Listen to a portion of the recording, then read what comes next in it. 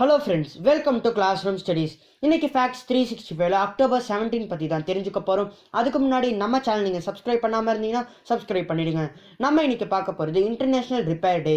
இது 2017ஆம் ஆண்டு எஸ்டாப்ளிஷ் பண்ணப்பட்ட ஒரு இன்டர்நேஷ்னல் டேவாக இருந்துகிட்ருக்கு.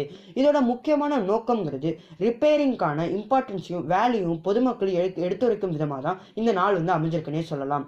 முதலாவது இன்டர்நேஷ்னல் ரிப்பேர் டேங்கிறது 2017ஆம் ஆண்டு நடைபெற்றதா சொல்கிறாங்க.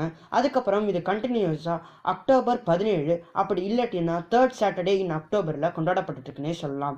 இன்டர்நேஷ்னல் ரிப்பேர் டேங்கிறது ஓப்பன் ரிப்பேர் அலையன்ஸ்ன்னு சொல்லப்படுற ஒரு இன்டர்நேஷ்னல் ஆர்கனைசேஷனால் ஆர்கனைஸ் பண்ணப்பட்ட ஒரு நாளாக இருந்துகிட்ருக்கு.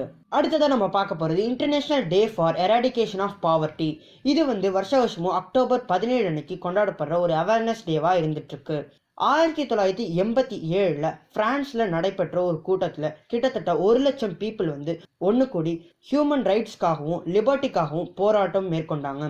அவங்களோட முக்கியமான குறிக்கோளுங்கிறது பாவர்ட்டியால் ஏற்படக்கூடிய இறப்பையும் அவங்களுக்கு ஏற்படக்கூடிய துன்பத்தையும் எதிர்த்து போராடினாங்க. இதுக்கு தலைமை தாங்கினவர் ஜோசப் வெரென்ஸ்கி அப்படிங்கிறவர்.